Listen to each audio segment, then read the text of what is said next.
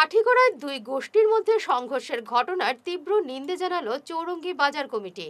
আতঙ্কিত না হয়ে ব্যবসা চালিয়ে যাওয়ার জন্য চৌরঙ্গী বাজারে ব্যবসায়ীদের অভয় দিলেন বিধায়ক কমলাক্ষ দে পুরকাস্ত। গত শনিবার মাঝরাতে দুই গোষ্ঠীর সংঘর্ষে এলাকায় চাঞ্চল্য ছড়িয়ে পড়ে। এই ঘটনাকে ঘিরে বাজার কমিটি এবং বিধায়ক কমলাক্ষ সক্রিয় হয়ে ব্যবসায়ীদের আতঙ্কিত না হতে অভয় দেওয়া হয়েছে। বিধায়কের সঙ্গে চৌরঙ্গী বাজার কমিটির বৈঠকে উপস্থিত ছিলেন কমলেন্দু ভট্টাচার্য, ধীমান গোস্বামী, মনোজ পাল, বিমল কুর্মী সহ অন্যান্যরা।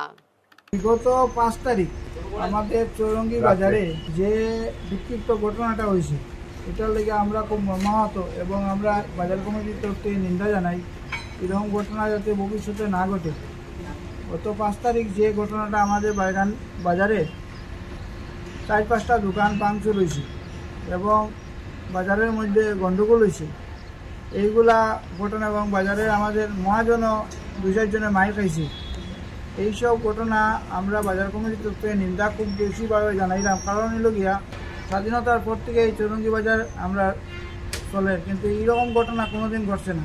এই প্রথম এরকম ঘটনা ঘটেছে। প্রশাসনের কাছে আমরা আবদার রাখলাম, জেলা প্রশাসন এবং আমাদের সার্কুলের যে প্রশাসন সার্কুল অফিসার আছে, যে এরকম ঘটনা যাতে ভবিষ্যতে না ঘটে। এবং শ্রীভূমি জেলা কমলাক্ষ দে পুরকাস্ত হওয়ার পরে আমরা একটা মিটিং আমরা এখানে করছি। বাজারের প্রায় 200-250 দোকানদার এখানে আমরা আসলাম। ব্যবসায়ী বৃন্দ সবাই একসঙ্গে বসে গত 5 তারিখের ঘটনার নিয়ে আলোচনা হয় এবং আমাদের এই বিপদ মুহূর্তে খবর পেয়ে উত্তর করিমগঞ্জের মাননীয় বিধায়ক শ্রী কমলাক্ষ দে পুরকাস্ত আমাদের এখানে উপস্থিত হন এবং আমাদেরকে এই বিপদের জন্য ভয় না করার জন্য এবং তিনি এটার একটা সুব্যবস্থা নেবেন, কাছাড়ের ডিসি মহোদয়ের সঙ্গে আলাপ আলোচনা করবেন, মুখ্যমন্ত্রী হিমন্ত বিশ্ব শর্মার সঙ্গে আলোচনা করে আমাদেরকে এই রকমের বিপদ আর দুবারা না আসে আমাদের উপর এই চৌরঙ্গী বাজারে, সেইটার ব্যবস্থা নেবেন।